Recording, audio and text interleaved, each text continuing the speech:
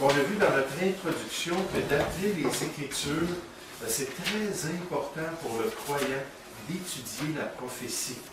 Dieu a révélé des choses pour ses serviteurs afin de les maintenir, les soutenir, les encourager, les motiver à aller de l'avant pour la gloire de Dieu. Et de la même manière, dans le livre de l'Apocalypse, Dieu nous révèle les grandes lignes de ce qu'il s'apprête à accomplir dans l'avenir. On a déjà vu ça un peu, on a vu dans la leçon numéro 1 la structure du livre. Dans l'Apocalypse 1 au verset 19, Jésus dit à Jean, il dit « Écris ce que tu as vu ». Ça parle de la révélation de Jésus-Christ, la vision du Christ. Ensuite, écris ce qui est la condition et la situation des 7 églises de l'Asie mineure. Les 7 églises qu'on va étudier un petit peu, on va commencer aujourd'hui, on va continuer la semaine prochaine. Puis dernièrement, la dernière section du livre de l'Apocalypse écrit ce qui doit arriver ensuite. Ça, c'est l'aspect prophétique.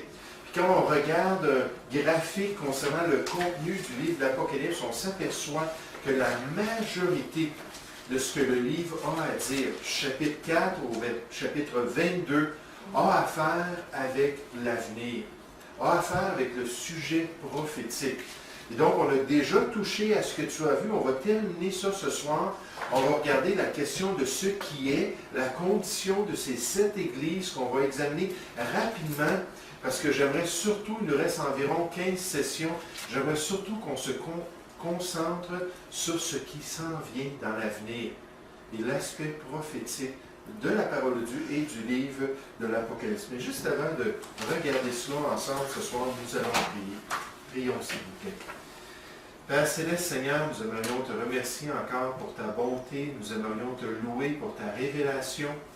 Et Seigneur, nous aimerions te demander que tu puisses nous permettre de connaître ces choses, de comprendre, et surtout, Seigneur, de les appliquer dans notre vie. Comme l'apôtre Paul, lorsqu'il a dit dans 2 Corinthiens, chapitre 5, au verset 10, concernant le tribunal de Christ, il a dit que nous devons tous un jour comparaître devant le tribunal de Christ. Seigneur, ça faisait partie de son espérance, ça faisait partie de sa perspective de l'avenir. Et au verset 9, juste avant de dire cela, il a dit, c'est pourquoi nous nous efforçons de lui être agréable. Pour lui, la prophétie, les choses à venir, le motivait grandement. L'aidait à donner son maximum dans la foi chrétienne, à s'investir à 100%.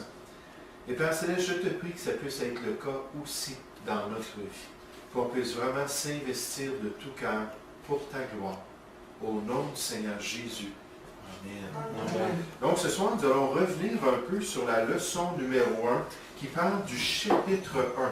C'est pas compliqué, la leçon 1 aborde la question du chapitre 1, puis de cette question-là de la vision de Christ. Donc, ce que Jean a vu lorsqu'il a reçu la révélation, et là, on ne reviendra pas sur tous les détails. Vous avez déjà ça dans vos notes. On a vu la nature de sa vision. Même la nature de la vision de Christ a donné le nom au livre de l'Apocalypse, c'est-à-dire la révélation de Jésus-Christ. Ensuite, on a vu la structure du livre de l'Apocalypse, qui parle de cette vision, plutôt qui parle de Dieu le Père, de Jésus-Christ, de l'ange que Christ a envoyé, du disciple Jean, du livre qu'il allait recevoir, des lecteurs et des auditeurs. On a vu aussi la bénédiction. La bénédiction sur ceux qui lisent et ceux qui écoutent et ceux qui gardent les prophéties de ce livre. On le dit au début du livre de l'Apocalypse, qu'on le répète dans le dernier chapitre, dans l'Apocalypse chapitre 22 au verset 6. On nous dit que ces paroles sont véritables et qu'elles sont vraies, qu'elles vont s'accomplir, qu'elles sont exactes. Et ensuite, on nous dit qu'on est béni si on retient les enseignements du livre biblique. Ça, c'est à la page 2 de la leçon 1. Ensuite, on a regardé la salutation. La salutation de Jean, c'était la méthode coutumière de se présenter. Là, on a, juste parce que je vois que vous cherchez, on a l'introduction. La première section, c'est l'introduction. Puis ensuite, on a la leçon 1, qui était un peu plus loin. C'est à la page 2 de la leçon 1. Donc, dans la page 2 de la leçon 1, on a la salutation. Et on voit que c'est Jean qui a écrit le livre de l'Apocalypse et qui l'offre aux 7 églises en Asie. Ensuite, on voit la salutation de la part de la Trinité aussi. Chacun est identifié. Ensuite, on voit la dédicace du livre.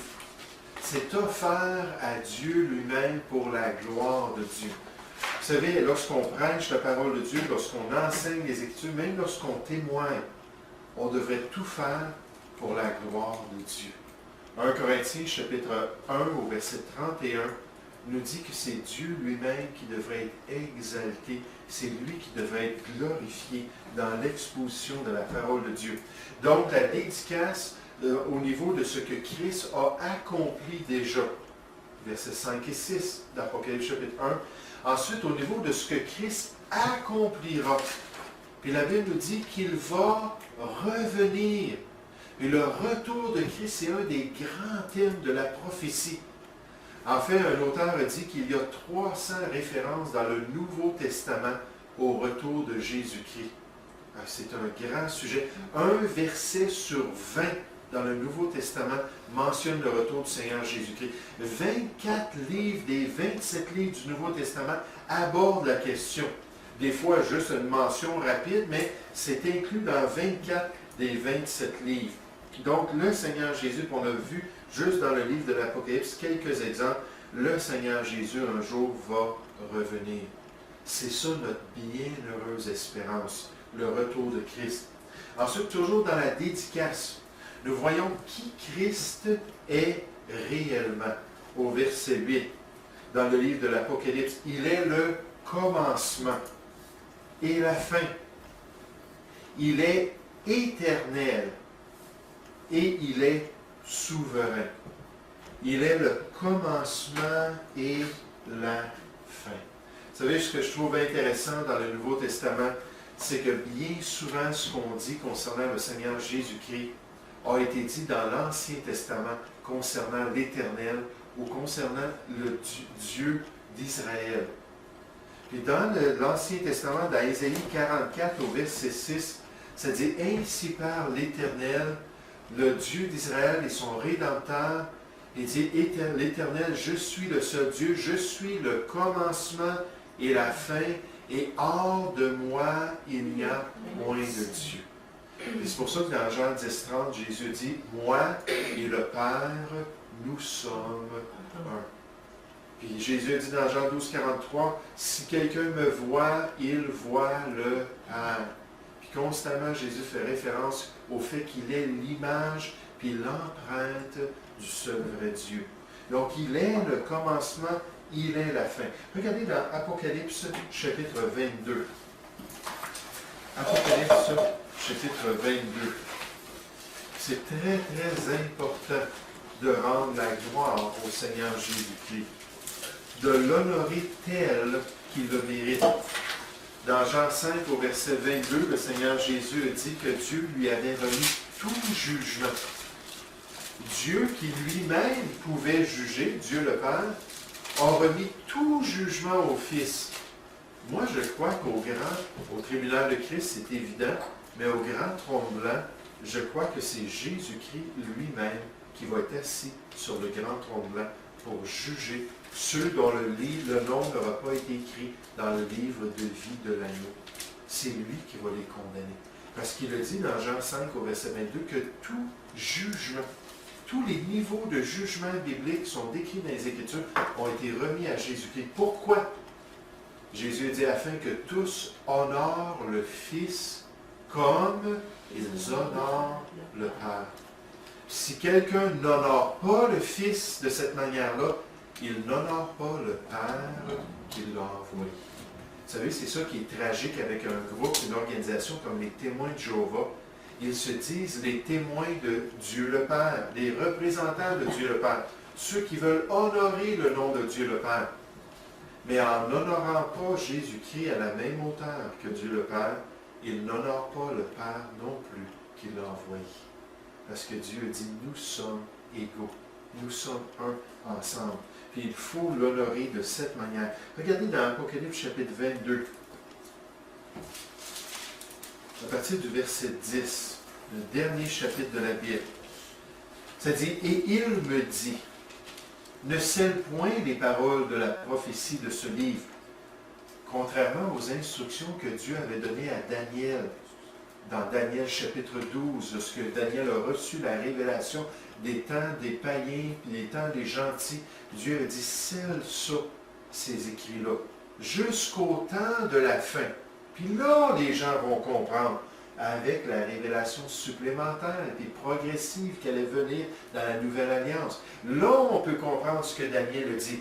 Les deux livres prophétiques les plus importants pour comprendre la prophétie de la parole de Dieu, c'est le livre de Daniel et le livre de l'Apocalypse. C'est les deux livres clés qui ouvrent le symbolisme prophétique et apocalyptique pour nous permettre de comprendre le plan de Dieu. Puis tant que Jean ne s'est pas mis à écrire le livre de l'Apocalypse, les gens ne pouvaient pas comprendre ce que Daniel avait à dire. Ils ne pouvaient pas saisir ces vérités-là. C'était seulement dans les temps de la fin qu'ils allaient pouvoir le comprendre. Mais donc, Dieu nous dit, maintenant, ne scelle point les paroles de la prophétie de ce livre, car le temps est proche. Que celui qui est injuste soit encore injuste, que celui qui est souillé se souille encore, que le juste pratique encore la justice, et que celui qui est saint se sanctifie encore. Voici, je viens bientôt. Vous vous souvenez, bientôt, ça veut dire subitement. Et ma rétribution est avec moi pour rendre à chacun selon son œuvre. Je suis l'alpha et l'oméga. Est-ce que quelqu'un qui peut me dire qu'est-ce que ça veut dire l'alpha et l'oméga? Oui, Pauline? L'alpha, c'est le premier, et oméga, c'est le dernier. Oui, c'est vrai, mais le premier de quoi? Est-ce que tu sais? Mais c'est vrai, tu as raison, c'est ça que je voulais entendre. Puis finalement, Jésus est juste en train de répéter la même vérité. Stéphane? La lettre de l'alphabet, la dernière lettre de l'alphabet grec. Oui, c'est ça. Oui, Pauline? Mais l'alpha, c'est le premier du commencement, du début. C'est ça, je me l'avais dit. Mais je vais juste te l'expliquer. D'accord? Tu as raison, Pauline. Mais c'est, par exemple, le Nouveau Testament est écrit dans la langue grecque. Et dans cette langue-là, il y avait un alphabet comme nous en français. A, B, C, D, E, F, G. Mais eux autres, c'était les lettres grecques. Et alpha, c'est la première lettre grecque. Puis oméga, c'est la 22e lettre grecque qui était la dernière. Cette expression-là était populaire au 1er siècle. Quelqu'un disait, moi je suis l'alpha et l'oméga. En d'autres mots, je connais le début, je connais la fin, je suis au courant de toutes choses. Et là, Jésus le dit légitimement. Puis il dit, je suis l'alpha et l'oméga. Puis là, il le répète, le premier et le dernier, le commencement et la fin.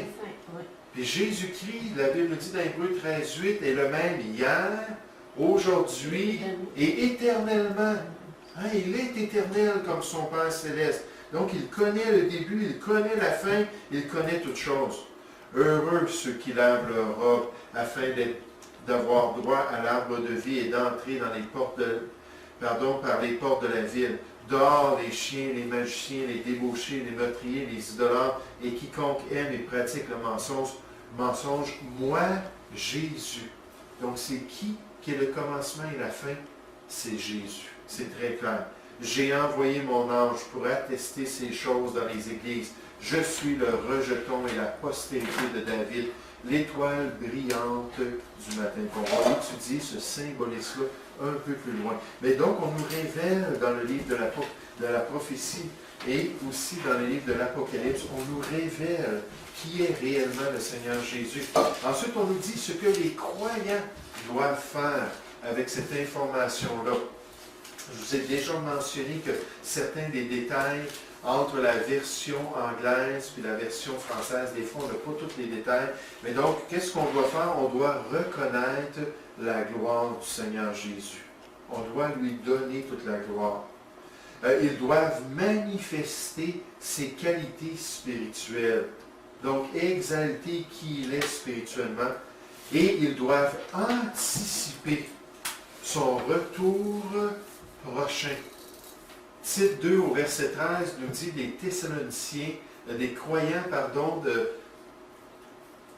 Titre 2 au verset 13 nous parle des croyants avec lesquels Tite avait affaire, ça dit concernant ces croyants-là, en attendant la bienheureuse espérance et la manifestation de la gloire de notre grand Dieu et Sauveur Jésus-Christ. Mais en attendant, on doit anticiper son retour. Et au verset 7, Jean, alors qu'il parle du retour de Christ, il dit « Oui, Amen ». Puis dans les églises chrétiennes, on entend ça. Des fois, les gens disent « Amen ». Ce mot-là, ça vient du grec, c'est translittéré du grec. C'est le mot « Amen » qui veut dire « vérité » ou « véritablement ». Donc, ça veut dire « Oui, c'est vrai ». Oui, je suis d'accord. Oui, je le crois. Regardez avec moi Apocalypse chapitre 22 encore, à la fin du livre. Jean reçoit ces révélations-là, puis s'aperçoit que c'est vrai que le Seigneur doit revenir. Là, il dit « Amen! Viens, Seigneur Jésus! » On a une expression dans 1 Corinthiens 16, 22 qui est « Maranatha ». L'église à Saint-Hyacinthe qu'on avait débuté, ça s'appelle l'Église baptiste Maranatha. Et le mot Maranatha, ça vient de l'araméen, ça veut dire tout simplement « le Seigneur vient » ou « viens, Seigneur Jésus ». C'est l'expression de notre foi. Oui, j'y crois. Oui, je sais que tu t'en viens. Oui, j'ai hâte, puis j'anticipe. La Bible dit qu'il y a une couronne de justice qui est réservée à ceux qui aiment son retour, à ceux qui sont attachés à l'œuvre du Seigneur Jésus dans 2 Timothée 4 au verset 18, si je ne me trompe pas. 2 Timothée 4, mais pour tous ceux qui aiment le retour du Seigneur Jésus-Christ. Pardon, c'est le verset 8, 2 Timothée 4, 8. Mais regardez au verset 20 d'Apocalypse chapitre 22. Encore une fois, Jean dit cette même expression-là. Il dit, celui qui atteste ces choses dit, oui, je viens bientôt. Amen, c'est vrai, j'y crois. Viens, Seigneur Jésus. Que la grâce du Seigneur Jésus soit avec tous. Et une des choses que la prophétie fait dans les Écritures, c'est qu'elle alimente notre confiance dans le retour du Seigneur. Elle nous montre que Jésus, effectivement, va revenir pour son Église, que la trompette va sonner, que la voix de l'archange va se manifester, puis que tous ensemble, ceux qui sont morts en Christ, qui vont ressusciter, et nous qui sommes vivants lors de l'avènement du Seigneur, qui allons être transformés, tous ensemble, on va monter dans la présence du Seigneur pour être avec lui pour toujours. Ça, c'est une grande motivation, puis c'est une grande consolation. Ça nous dit justement dans 1 Thessaloniciens 4, 18, « Consolez-vous donc les uns les autres par ces pensées. » Et donc, à la lumière du retour du Seigneur. Ma mère est décédée il y a peut-être 5 ans, mais elle est décédée dans le Seigneur. Puis quel privilège pour moi d'avoir une mère qui connaissait Dieu. Et j'ai hâte un jour de la revoir ressusciter, de pouvoir être dans la présence du Seigneur ensemble, mais ça fait partie de notre consolation. Maintenant, on voit dans le texte aussi, on voit la description de Jean. La description de Jean. Premièrement, sa condition. Il nous dit au verset 9, « Moi, Jean, votre frère. » Donc, Jean, c'était un des disciples et un des apôtres du Seigneur Jésus. C'était un chrétien. Il dit, « Moi, Jean, votre frère, qui est part avec vous à la tribulation. » Maintenant, juste en passant, le mot tribulation ici, c'est le mot qui veut dire la difficulté ou l'affliction. Il ne faut pas confondre ça avec la tribulation ou la grande tribulation qu'on va étudier à travers le livre de l'Apocalypse. C'est un événement particulier qui va se produire dans une période de 7 ans, puis Dieu nous donne les caractéristiques, puis nous explique qu'est-ce qui va se produire. Et là, Jean n'est pas en train de dire qu'à son époque, il y avait la tribulation. Non, quand Jean a écrit le livre de l'Apocalypse, il était en exil sur quelle île? Est-ce que vous vous souvenez? Oui, sur l'île de Patmos. À cause de son témoignage, puis à cause de sa foi en Jésus-Christ. Il a été exilé. Les autorités l'ont pris, puis ont dit, tiens, on t'envoie là-bas, tu ne dérangeras plus personne. Puis pendant qu'il était là-bas, à cause de sa foi en Jésus-Christ, puis son désir de servir le Seigneur, dans cette tribulation qu'il vivait, là, Dieu dit, écoute, je veux que tu écrives ces choses-là, puis que tu révèles ces choses-là. Oui, Stéphane. L'Apocalypse est écrit par Jean, l'apôtre Jean. Oui, c'est ça. Les épîtres de Jean, parce que c'est le même Jean. Oui, puis l'Évangile de Jean. C'est ça que la même Oui, exactement. Exactement. Oui, bien c'est bon parce que là, ça nous permet de comprendre. Là, Il y avait différents genres. oui, non, c'est le même personnage. Donc, lui, il décrit le fait qu'il avait la condition de beaucoup de chrétiens, comme à son époque, de beaucoup de personnes qui souffraient. Regardez avec moi 1 Pierre, chapitre 5. Lorsque Pierre pensait à la souffrance, puis la première épître à Pierre et le deuxième épître à Pierre ont comme grand thème la souffrance et la tribulation des chrétiens, des difficultés. Et Pierre, il le savait. Lui-même, il avait souffert pour le Seigneur. Lui-même, il avait été flagellé. Lui-même, il avait été livré en prison. Il savait ce que c'était que de souffrir. Il savait qui était la cause de la souffrance du chrétien. Et la cause ultime, c'est le malin. C'est le diable, l'adversaire. Lui, il est meurtrier dès le commencement. Puis si ce n'était pas de la main de Dieu sur l'enfant de Dieu, il voudrait détruire tous les enfants de Dieu. En fait, il voudrait détruire l'être humain qui est fait à l'image de Dieu. Il voudrait exterminer tout le monde. Mais la Bible nous dit ici dans Apocalypse, 1 Pierre 5 au verset 9, en parlant du malin, le diable, on nous dit « Résistez-lui avec une foi ferme, sachant que les mêmes souffrances sont imposées à vos frères dans le monde. Et quiconque veut vivre pieusement en Jésus-Christ sera persécuté, d'une manière ou d'une autre. Ça peut être physiquement, ça peut être mentalement, intellectuellement, au niveau des relations, mais il va y avoir une pression. Il va y avoir une difficulté d'après ce que la parole de Dieu nous dit. Donc Jean dit, moi je suis un frère comme vous, et moi aussi j'ai peur aux difficultés. Regardez, je suis exilé sur l'île de Patmos. Maintenant, le commandement qu'il a reçu au verset 11, c'est le commandement de rédaction, de mettre par écrit le message que Jésus-Christ est venu lui révéler. Le message qui vient, en fait, comme on l'a vu, de Dieu le Père, concernant Jésus-Christ et concernant les choses à venir. Donc, il reçoit le commandement d'écrire un livre et de l'envoyer aux 7 églises. Ça, c'est répété à travers le livre. Regardez le verset 19. Apocalypse chapitre 1 au verset 19, puis nécessairement, c'est notre verset qui nous donne la structure du livre de l'Apocalypse. On voit encore le commandement. La responsabilité de prendre la révélation et de la mettre par écrit. Apocalypse 1, verset 19, Jésus dit à Jean, « Écris donc ce que tu as vu et ce qui est et ce qui doit arriver ensuite. » Regardez Apocalypse chapitre 14. Au verset 13, c'est répété à travers le livre pour que Jean puisse vraiment se mettre à écrire. Probablement qu'il était bouche bée, Jean, et on le voit, qu'il était ébloui par la révélation céleste. Puis par moments, il se prosternait devant l'ange qui lui donnait ces détails-là. Là, l'ange, il dit, non, non, non, si tu veux adorer quelqu'un, c'est seulement Dieu. C'est lui qui a l'exclusivité dans le domaine de l'adoration. Donc, adore-moi pas, moi, là, adore le Seigneur. Juste en passant, j'aime tellement ça dans Actes chapitre 10, lorsque Pierre, supposément le premier pape, et il n'est pas le premier pape. Il n'y a aucune preuve que Pierre est allé à Rome. C'est juste la tradition catholique qui dit ça. La dernière place où on voit Pierre, c'est dans la ville de Babylone, en train de servir le Seigneur. Donc Pierre a parti l'église de Rome, c'est de la foutaise. Mais admettons qu'il soit le premier pape, le premier évêque de Rome. Dans Actes chapitre 10, lorsque Corneille arrive avec ses amis et sa famille, il se prosterne devant lui, Pierre il dit, lève-toi donc. Il dit, moi aussi je suis juste un homme.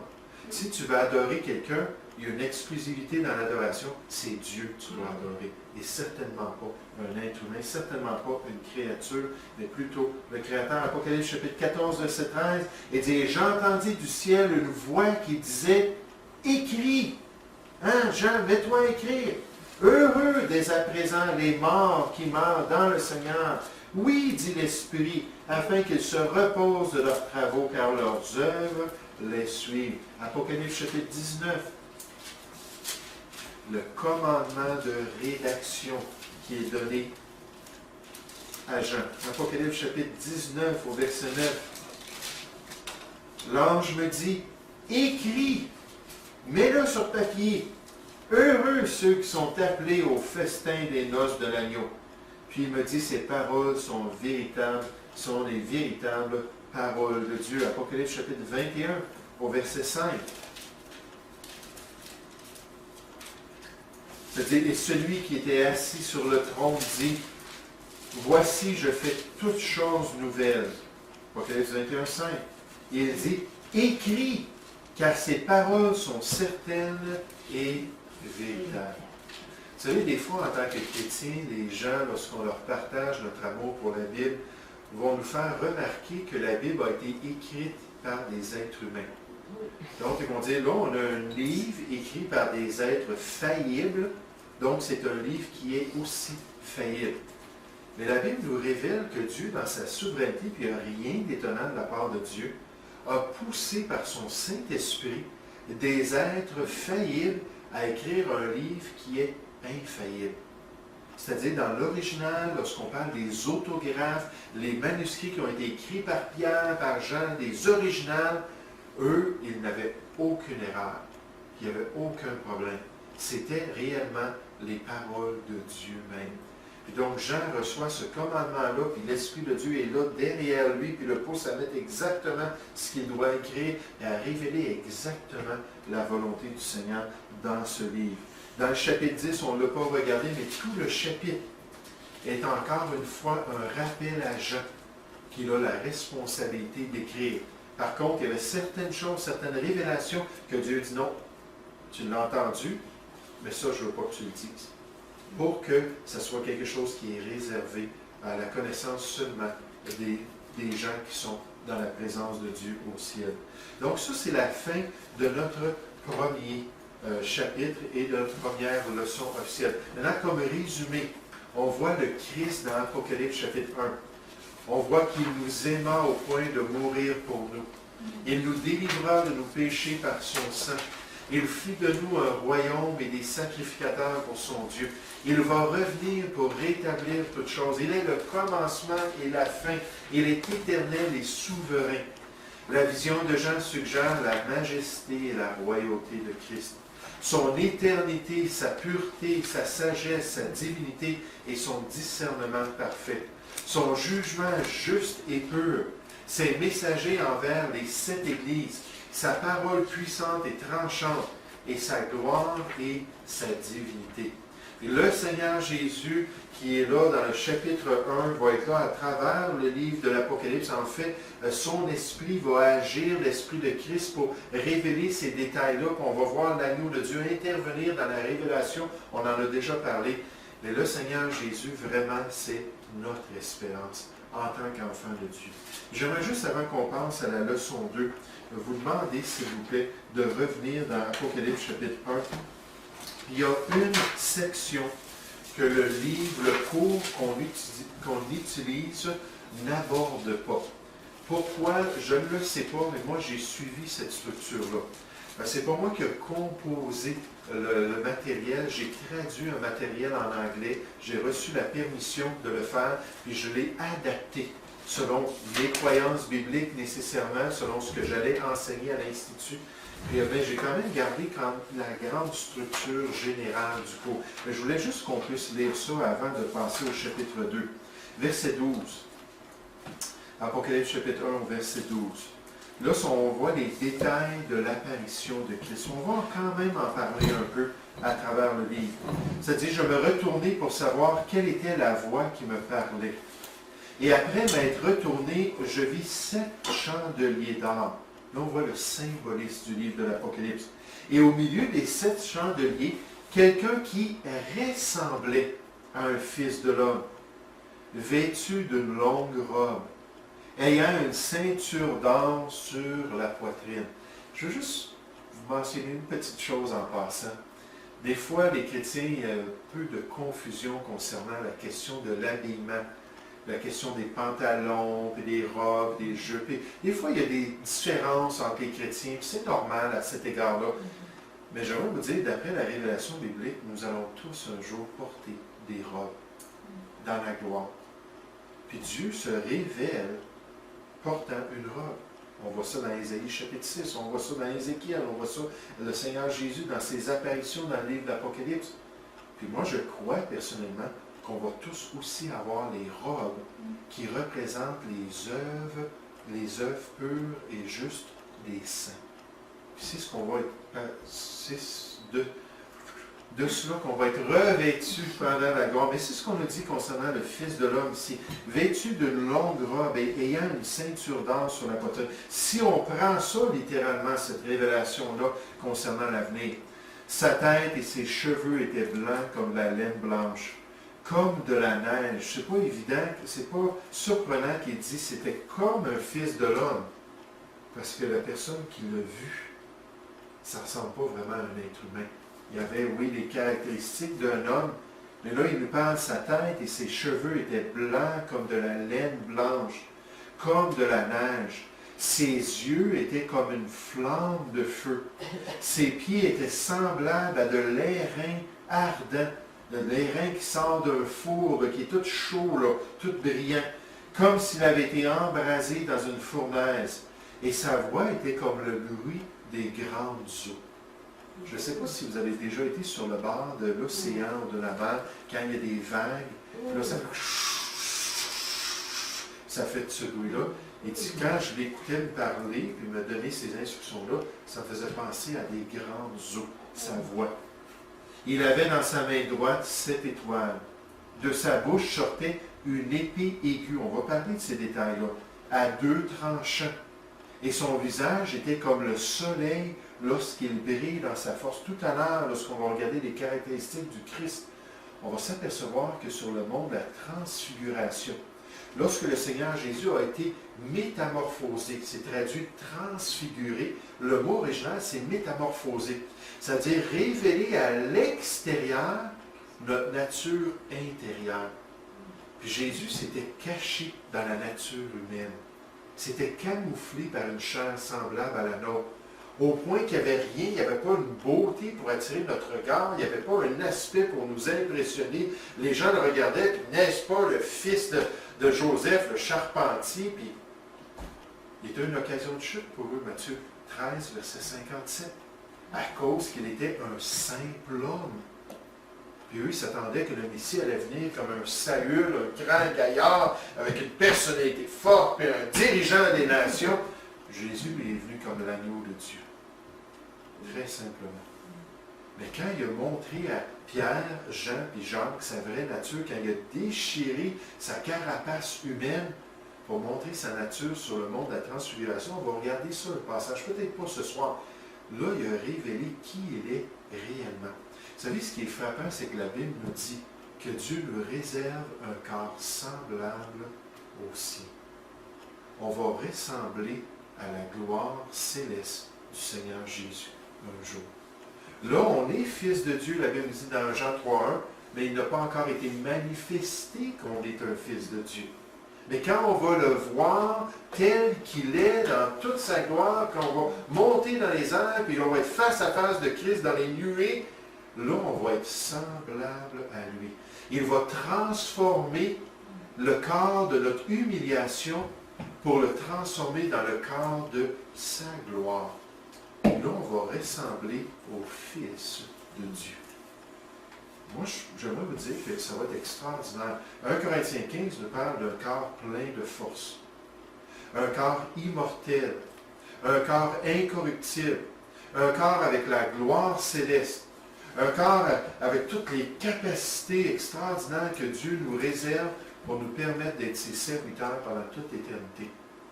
C'est pas étonnant qu'ici, Paul compare notre corps dans 2 Corinthiens chapitre 5 à une tente. Puis il dit, on gémit dans notre tente parce qu'on a hâte de revêtir notre domicile, notre construction céleste. Il dit, là, ça va être extraordinaire d'avoir ce nouveau corps, puis cette transformation extraordinaire que Dieu nous révèle. Et c'est comme ça que Jésus lui paraissait. Ça dit que son visage, au verset 16, était comme le soleil. Lorsqu'il brille dans sa force à midi, il n'y a pas de nuage. Oh, que c'est fort! Là, il a regardé le Seigneur Jésus comme ça. Quand je le vis, je tombais à ses pieds comme mort. Il n'y a plus rien qui bougeait, il n'y a plus rien qui se passait. Je pensais que j'étais mort. Il posa sur moi sa main droite en disant, « Ne crains point. Je suis le premier, le dernier et le vivant. J'étais mort, et voici je suis vivant au siècle des siècles ou éternellement, sans fin. Je tiens les clés de la mort et du séjour des morts. Écris donc ce que tu as vu et ce qui est et ce qui doit arriver bientôt. Le mystère des 7 étoiles que tu as vues dans ma main droite et des 7 chandeliers d'or. Les 7 étoiles sont les anges des 7 églises. Le mot ange, ça peut être une créature céleste ou ça peut être un personnage terrestre. Le mot est utilisé pour parler d'un messager, quelqu'un qui amène un message. Donc, il dit, les 7 étoiles qui sont dans ma main sont les anges. Moi, je crois les pasteurs, personnellement. C'est mon interprétation. Les gens qui sont en charge d'aller donner le message que Jésus voulait par la bouche de son ange, par l'écrit de Jean qui devait envoyer ça à l'ange de chaque église.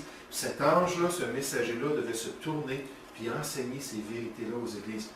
On ne voit pas des anges dans le Nouveau Testament venir enseigner des messages dans les réunions d'église. Ça ne se fait pas. Ce sont les messagers humains qui le font. Moi, je pense que ces 7 étoiles-là sont les 7 anges, les 7 pasteurs, les 7 églises. Mais c'est ouvert à contestation nécessairement et à interprétation. Mais on sait au moins qu'est-ce que le mot, qu'est-ce que le symbolisme des 7 étoiles veut dire.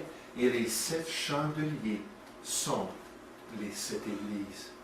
Puis quand on va regarder ces caractéristiques-là, on va voir que le Seigneur Jésus est en plein au milieu de ces églises. Qu'il est souverain sur toutes ces églises. Donc, j'aimerais vous demander, s'il vous plaît, de tourner à la leçon 2. Et nous allons débuter l'étude du chapitre 2.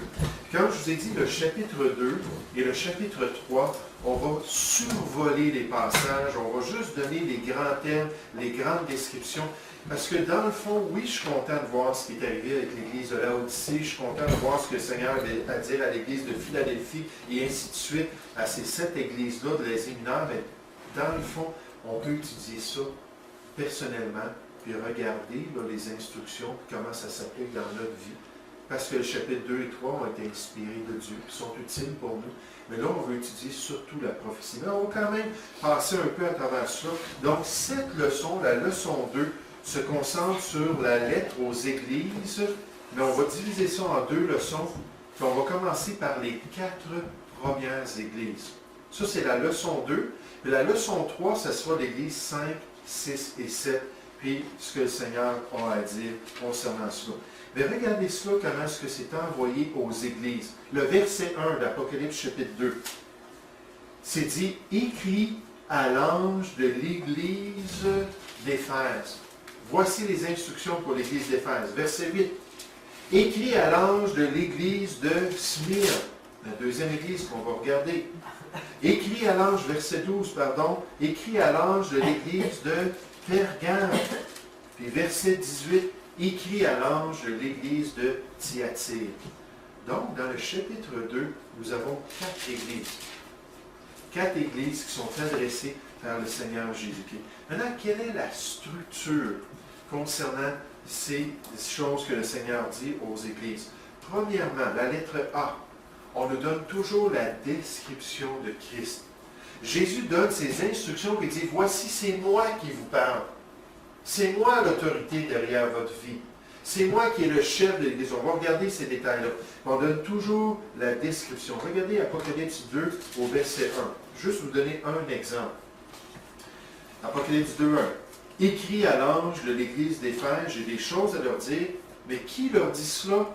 Voici ce que dit celui qui tient les 7 étoiles dans sa main droite, celui qui marche au milieu des 7 chandeliers d'or. Il a les messagers dans sa main, puis il est au milieu des églises, il est impliqué dans la vie de l'Église, dans la vie des croyants, puis il est vraiment l'autorité sur l'expérience des croyants dans l'Église de Jésus-Christ. Dans Éphésiens chapitre 1, versets 20 à 23, on nous dit que Jésus-Christ est le chef suprême des églises de Dieu. C'est lui qui est l'autorité. Donc c'est pour ça qu'il s'identifie. Puis il dit, c'est moi qui vous parle. Ça ne vient pas d'un homme. Hein, ce n'est pas une instruction humaine. Ce n'est pas un chef religieux, puis c'est philosophie. Non, non, non, ça vient du Seigneur lui-même. Maintenant, deuxièmement, on voit que dans la structure de chaque lettre, pas juste dans le chapitre 2, dans le chapitre 3 aussi, il y a toujours soit une réprimande ou une félicitation. Des fois, il y a les deux. Et vous savez ce que ça me dit, ces sept lettres-là qui sont envoyées aux églises de l'Asie mineure? Ça me dit que Dieu s'intéresse à ce qui se passe dans les églises. Que Dieu est au courant. Que Dieu veut avoir une part. Que Dieu veut guider son Église. Que Dieu veut l'instruire dans sa volonté. C'est dynamique. Ces lettres-là sont vraiment claires et nettes. Voici ce que je veux de l'Église de Jésus-Christ. Puis c'est là qu'on peut apprendre des choses très importantes. On nous présente l'objectif en général. Regardez au verset 22. Au verset 22. L'objectif, alors qu'il réprimande ou alors qu'il félicite, il veut que les églises apprennent une grande leçon. Apocalypse chapitre 2, verset 22, pardon. Apocalypse 2, verset 22. Il dit, voici, je vais la jeter sur un lit. On va regarder Jézabel. Qui était Jézabel? Et envoyer une grande tribulation à ceux qui commettent adultère avec elle. Ça, c'est dans l'Église. À moins qu'ils ne se repentent de leurs œuvres, je frapperai de mort ses enfants et toutes les églises connaîtront que je suis celui qui sonde les reins et les cœurs, et je rendrai à chacun selon ses œuvres.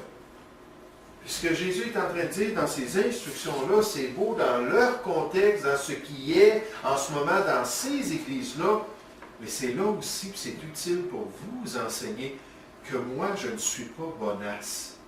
Puis quand j'ai besoin de reprendre, je ne parle pas de moi, là, je parle de Jésus, il nous dit ça, quand il a besoin de reprendre, quand il a besoin d'intervenir, puis quand il a besoin de frapper, il veut qu'on comprenne qu'il va le faire. Regardez avec moi Apocalypse chapitre 3, verset 19. Il dit, moi, je reprends et je châtie tous ceux que j'aime. Aie donc du zèle et repens-toi. Hein, je vais travailler dans ta vie, je vais te réprimander, je vais te frapper s'il le faut. Et dit, voici, je me tiens à la porte et je frappe. J'aime ça, Apocalypse 3:20, lorsque je témoigne, parce que je sais que Dieu nous promet qu'il attire tous les hommes à Christ, qu'il travaille dans le cœur de chacun.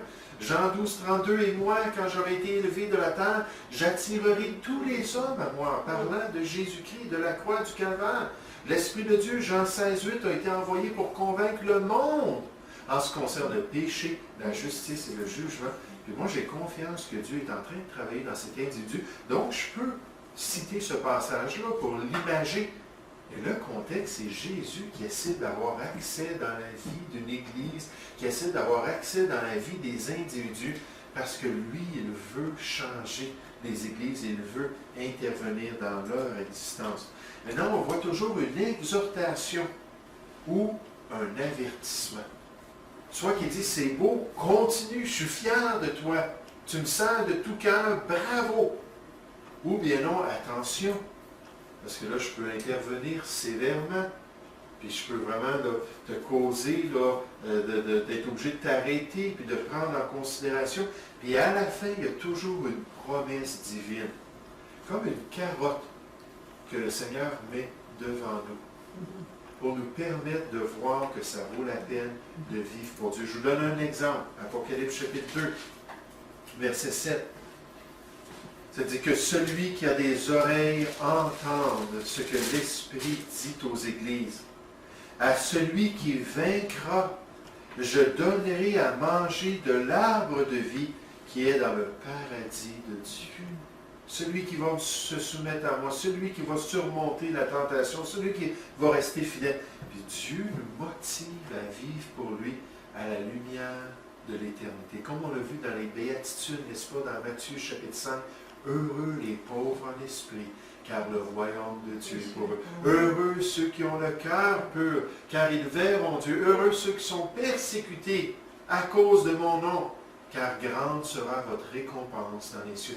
Constamment, on pointe vers cette motivation, vers cette promesse divine. Est-ce qu'il y a une question concernant la structure Dans chacune des lettres, on a la même structure. Oui, Stéphane? Je veux juste comprendre. Une exhortation, c'est que je t'encourage à faire telle affaire. Félicitations, c'est un coup que tu le fais. Je te dis que c'est comme ça. Oui. Mais c'est parce qu'on voit dans la structure que le Seigneur va reprendre au sujet de quelque chose où il va féliciter une bonne action, puis un bon service. Puis là, il va exhorter à la lumière de ce qu'il a dit. Soit qu'il va, j'aurais peut-être dû mettre avertissement pour être en dessous de réprimande et exhortation qui est liée à félicitation. Mais une fois qu'il a révélé dans la structure ce qui se fait qui était bien ou ce qui se fait qui était mauvais, là, il dit, bien, si tu fais le bien, mais continue à faire le bien. Si tu fais le mal, bien là, je te dis d'arrêter. Arrêtez, repens-toi. C'est le refrain qui revient dans les lettres quand il y a une réprimande. Repens-toi, change d'avis, change ta conduite, ton comportement. Puis dernièrement, il donne cette promesse pour les exhorter. Maintenant, on voit la description de Christ dans ces lettres, alors qu'il parle de lui-même. Là, je n'ai pas marqué, je suis désolé, je n'ai pas marqué les points A, B, C, D.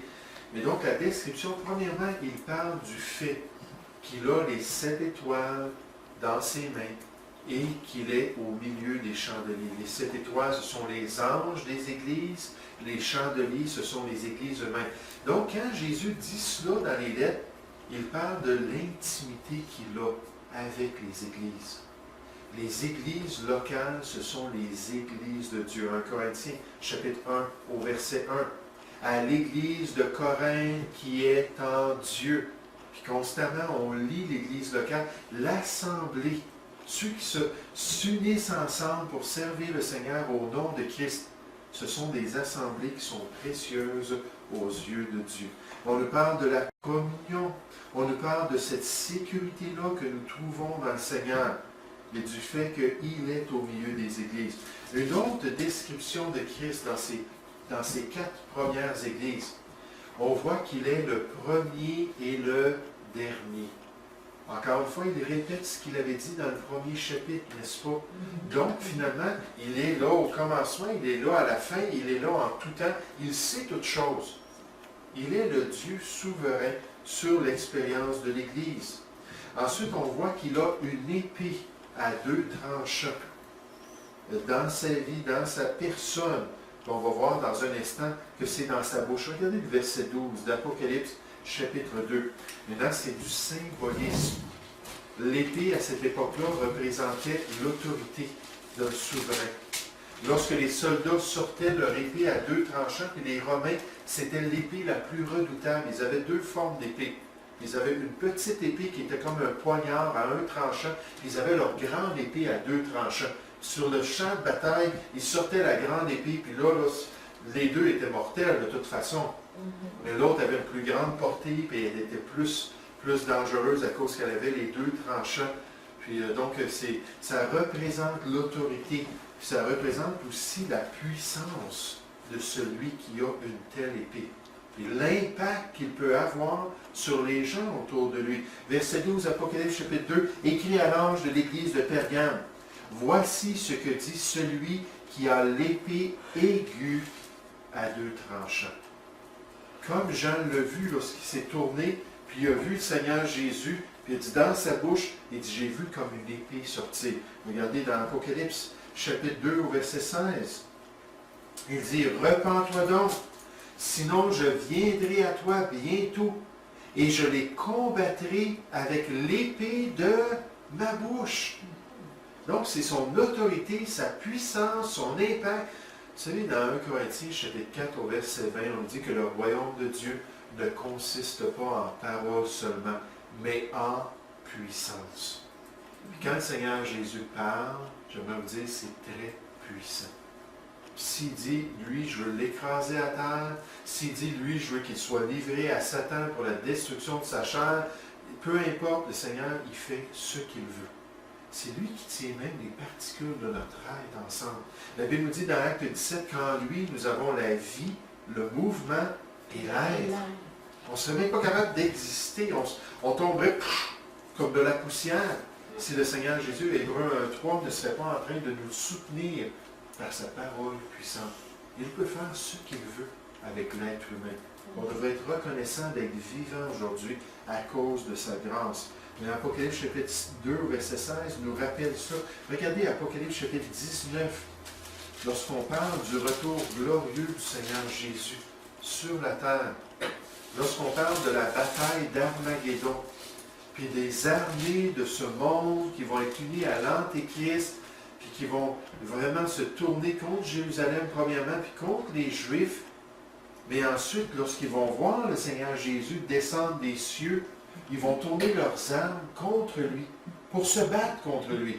Puis quelqu'un a dit, imaginez si à cette époque-là, il y a encore assez de technologie pour qu'il y ait des chars d'assaut, puis des hélicoptères, puis ainsi de suite. Si c'est le cas, moi je crois dans certains passages prophétiques que les armes conventionnelles et les armes nucléaires vont être complètement détruites.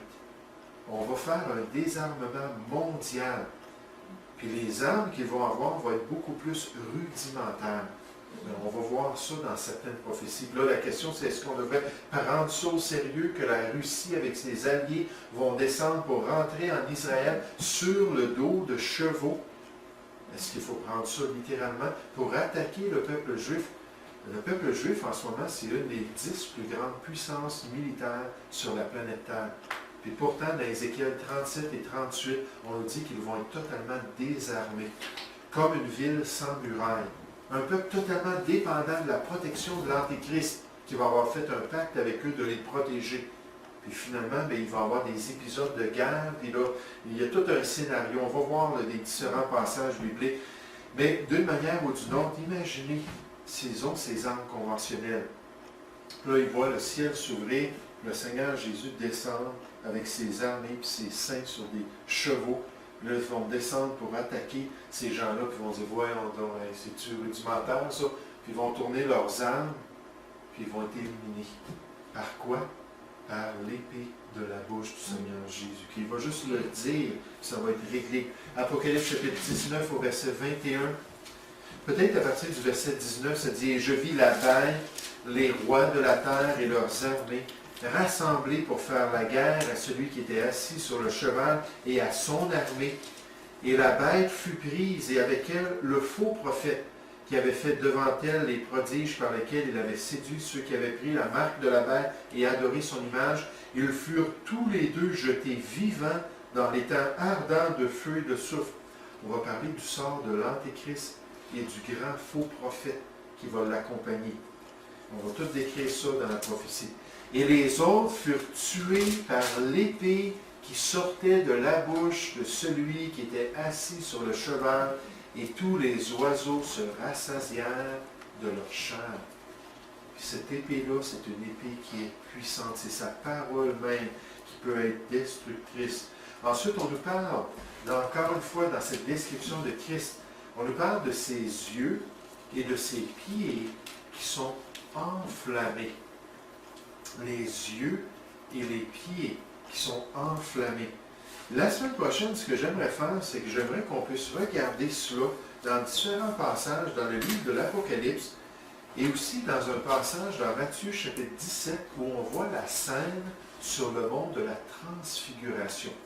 Ce qu'on voit, c'est que non seulement le Seigneur Jésus est révélé comme cette flamme de feu-là, mais que ses anges sont décrits aussi comme une flamme de feu. Vous vous souvenez, je vous avais enseigné ça sur la question des anges, que Dieu a fait de ses anges, Apocalypse chapitre 1 au verset 7, il a fait de ses anges une flamme de feu. Et la nature des anges, c'est vraiment une nature qui est enflammée pour accomplir la volonté de Dieu.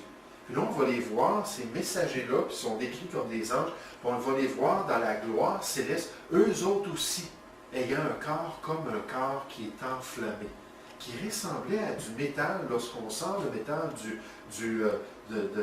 four. Là, il est tout rouge, puis il est tout flamboyant. Puis de cette même manière-là, il semble que les Écritures nous disent que l'éclat céleste d'un Corinthiens 15, c'est un éclat enflammé. Puis un jour, dans la Nouvelle Jérusalem, on n'aura pas besoin de soleil, on n'aura pas besoin de lumière, parce que la gloire de Dieu le Père et la gloire du Fils vont toutes éclairer cette ville glorieuse. On les décrit avec cet aspect-là glorieux et enflammé. On peut juste regarder le verset 18 Apocalypse chapitre 2, au verset 18.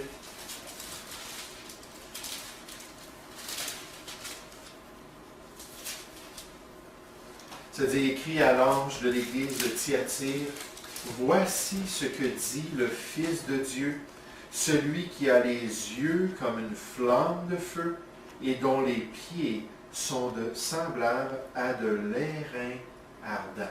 Comme on a vu dans le premier chapitre, puis comme on va le voir aussi sur le mont de la transfiguration. Fait que c'est à se demander si en tant que chrétien, il ne faut pas être dogmatique parce qu'on nous dit qu'on va avoir le même corps comme Jésus-Christ, on va avoir la gloire céleste, mais là, on ne nous donne pas les détails. On ne nous dit pas un jour où les croyants, vous allez avoir un visage comme le soleil. Puis, malgré que Daniel 12 dit cela, que si on est fidèle, qu'on reste attaché à la vérité, puis on sert le Seigneur, on va resplendir comme le soleil. Peut-être, mais d'une manière ou d'une autre, il semble que la gloire céleste, c'est cet éclat-là. L'éclat comme le soleil, puis comme une flamme. Mais ça, Dieu le sait. Il y a des choses qui ne sont même pas montées à la pensée de l'homme, des choses qu'il a réservées pour ceux qui l'aiment. Mais donc, c'est encourageant de voir ça. On va continuer à la semaine prochaine avec cette description. Ensuite, on va regarder certaines des réprimandes, certaines des félicitations. On va regarder certaines des exhortations, des avertissements, puis on va regarder ensuite le graphique que je vous ai donné, qui fait le résumé de ces 4 églises-là, en mettant chacune des parties avec les églises. Et Dieu voulant, la semaine prochaine, on va considérer le chapitre 3, puis on va entamer le chapitre 4. Parce que là, avec 15 leçons qui nous restent, quand j'ai enseigné sur le livre de l'Apocalypse, je crois que ça nous a pris 1 année et demie, presque 2 ans, à passer à travers le livre de l'Apocalypse dans cette série-là. Je crois que c'est tout samedi ou 5 à 5. Mais donc, d'une manière ou d'une autre, on va essayer quand même de voir les grandes lignes et les détails pour apprécier ce que Dieu a révélé à ses enfants. Merci pour votre présence ce soir. Je vous souhaite vraiment une bonne soirée.